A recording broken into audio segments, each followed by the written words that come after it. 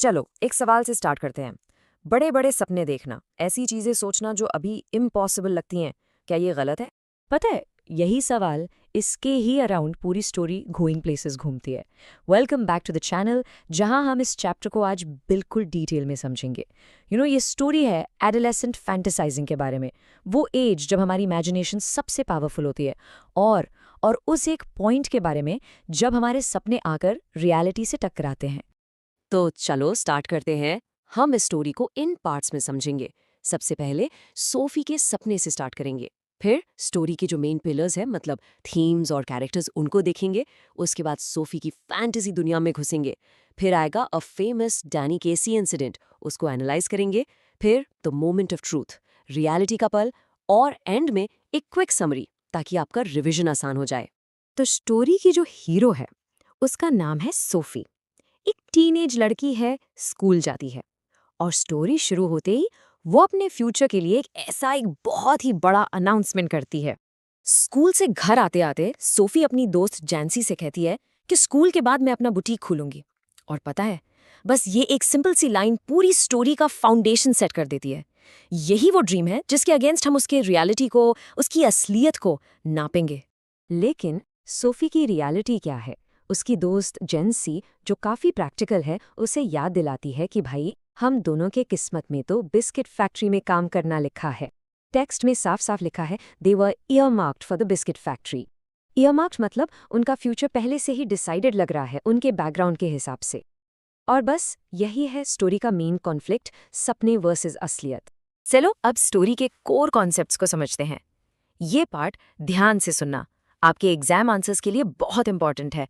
हम देखेंगे कि स्टोरी के मेन थीम्स क्या हैं और इन कैरेक्टर्स का आखिर रोल क्या है। तो बेसिकली स्टोरी में 4 मेजर थीम्स हैं जिन पर फोकस करना है। पहला है एडोलेसेंट फैंटेसाइजिंग, टीनेज में ख्याली पुलाव पकाना। दूसरा है हीरो वर्शिप, जैसे हम किसी स्पोर्ट्स स्टार या सेलिब्रिटी को आइडलाइज करते हैं। तीसरा, of course, dreams versus reality का कांस्टेंट झगड़ा जो सोफी की लाइफ में चलता रहता है। और चौथा, रिलेशनशिप्स, जिसमें हम फैमिली और फ्रेंड्स के डायनामिक्स को समझेंगे। स्टोरी के ये जो दो दोस्त हैं ना, बिल्कुल ऑपोजिट हैं। एक तरफ है सोफी, द ड्रीमर, वो अपनी अभी की रियलिटी से भागने के लिए सपनों की दुनिया में जीती है। और दूसरी तरफ है उसकी दोस्त जैंसी। जैंसी बिल्कुल प्रैक्टिकल, ग्राउंडेड, उसको पता है उनकी असलियत क्या है। वो एक्चुअली सोफी के लिए एक एंकर की तरह है, जो उसे बार बार खींचकर जमीन पर लाने की कोशिश करती है। तो अब देखते हैं कि सोफी की ये जो फैंटेसी वाली दुनिया है, ये बनती कैसे है। क्योंकि ये सिर्फ एक बुटीक तक नहीं रुकती, नहीं, ये बहुत तेजी से एक्सपैंड होती है। जरा देखो, कितनी जल्दी उसके सपने बदलते हैं। पहले बुटीक, फिर सोचा मैनेजर बनूंगी, फिर अचानक से और एन एक्ट्रेस, और उसके ठीक बाद अ फैशन डिजाइनर। वो कहती है समथिंग अ बिट सोफिस्टिकेटेड। ये लाइन साफ दिखाती है कि वो अपनी सिंपल सी लाइफ से कितना कितना दूर जाना चाहती है, कुछ ग्लैमरस करना चाहती है। ये एडोलेसेंट फैंटेसाइजिंग का फ्रैंकली एक परफेक्ट एग्जाम्पल है। अब सीन में आता है सोफी का बड़ा भाई जॉफ। और ये जो कोट है ना, ये उसके कैरेक्टर को परफेक्टली डिस्क्राइब करता है। मतलब उससे बातें निकलवाना इतना मुश्किल है जैसे जमीन से पत्थर निकालना। वो बहुत ही शांत, रिजर्व्ड और थोड़ा मिस्टीरियस टाइप का बंदा है। और इसी वजह से सोफी उससे इतना एडमायर करती है। देखो, सोफी के लिए जॉफ उस दुनिया का टिकट है जहां वो जाना चाहती है। जॉफ शहर से बाहर काम करने जाता है, उसके अपने दोस्त हैं, उसकी अपनी एक अलग ही लाइफ है जिसके बारे में सोफी को कुछ नहीं पता। वो इमेजिन करती है कि वो जॉफ के पीछे बाइक पर बैठकर उस अननोन वर्ल्ड में जा रही है और सब लोग उनका वेलकम कर रहे हैं। इसेंशली जॉफ उसके लिए फ्रीडम और एस्केप का सिंबल है। और यहाँ से शुरू होती है सोफी की सबसे बड़ी फैंटेसी, उसकी लाइफ का सबसे एक्साइटिंग इवेंट, जो उसने फ्रैंकली पूरी तरह अपने दिमाग में ही बनाया है। ये है उसकी मुलाकात एक famous young Irish football player Danny Casey से। ये सीक्रेट सबसे पहले किसको बताती है? अपने भाई जॉफ को। अब क्यों? क्योंकि वो जानती है कि जॉफ ही शायद उसकी बात पर बिलीव करेगा या कम से कम उसे सीरियसली लेगा। बेसिकली वो जॉफ के वर्ल्ड का पार्ट बनने के लिए उसे इम्प्रेस करना चाहती है। ये उसके लिए एक वैलिडेशन जैसा है। लेकिन फैमिली का रिएक्शन बिल्कुल वही जो एक्सपेक्टेड था, एकदम रियलिटी चेक। जेफ सीधा बोल देता है, इट्स नेवर ट्रू। उसके फादर, वो तो उससे गुस्से में देखते हैं और कहते हैं, ये तुम्हारी एक और मनगढ़ंत कहानी है ना। वो उसे वॉर्न भी करते हैं कि एक दिन वो अपनी इन झूठी कहानियों की वजह से अ लोड ऑफ ट्रबल में फंस जाएगी। यू सी, उनका रिएक्शन एक आईने की तरह है जो सोफी को उसकी असलियत दिखा रहा है। असली प्रॉब्लम तब शुरू होती है जब ये फैंटेसी रियल वर्ल्ड में लीक हो जाती है। जॉफ गलती से ये बात जैंसी के भाई फ्रैंक को बता देता है और वहां से ये खबर पहुंच जाती है जैंसी तक। अब जब जैंसी आके सोफी से इसके बारे में पूछती है तो सोफी एकदम से पैनिक कर जाती है। उसे रियलाइज होता है कि ओ नो, अब ये सिर्फ मेरे और जॉफ के बीच का सीक्रेट नहीं रहा। उसका बनाया हुआ झूठ अब उसके कंट्रोल से बाहर जा रहा है। और यहाँ से स्टोरी अपने क्लाइमैक्स की तरफ मूव करती है। याद है, सोफी ने जॉफ को बताया था कि डैनी केसी उसे अगले हफ्ते मिलने वाला है। तो अब वो वक्त आ गया है, उसकी फैंटेसी का अब अल्टीमेट टेस्ट होना है।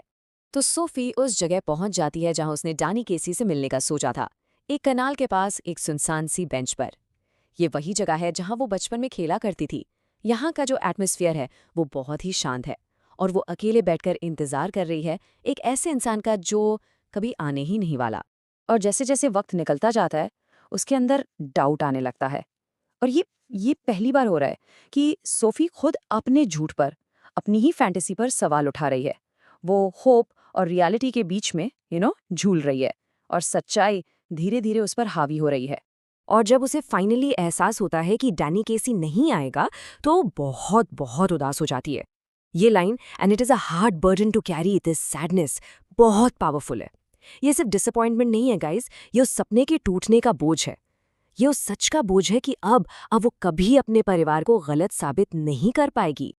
लेकिन यहाँ एक ट्विस्ट है। इतना बड़ा रियलिटी चेक मिलने के बाद भी सोफी हार नहीं मानती। वो उस दुख से कोप करने के लिए क्या करती है पता है? घर जाते वक्त वो दोबारा से उस पूरी मीटिंग को अपने दिमाग में रीप्ले करती है। वो इमेजिन करती है कि डैनी केसी आया था, उसने उसे क्या बोला, उसने कैसे स्माइल किया। मतलब रियलिटी को फेस करने के ठीक बाद भी वो वापस अपनी फैंटेसी में चली जाती है एज अ कोपिंग मैकेनिज्म। तो इस पूरी स्टोरी से हमने क्या सीखा? चलो एक क्विक रिविजन करते हैं ताकि एग्जाम में आपको हेल्प मिले। तो फाइनली रिवीजन के लिए इन कैरेक्टर्स को अच्छे से याद रखना। सोफी जो फैंटेसी को रिप्रेजेंट करती है, जेंसी जो उसके बिल्कुल ऑपोजिट है, मतलब रियलिटी को। हम उसे सोफी का फॉयल कैरेक्टर भी कह सकते हैं। फिर है जॉफ जो सोफी के लिए उस अननोन वर्ल्ड का टिकट है। और आखिर में फादर जो उसकी हार्श फैमिली रियलिटी को रिप्रेजेंट करते हैं।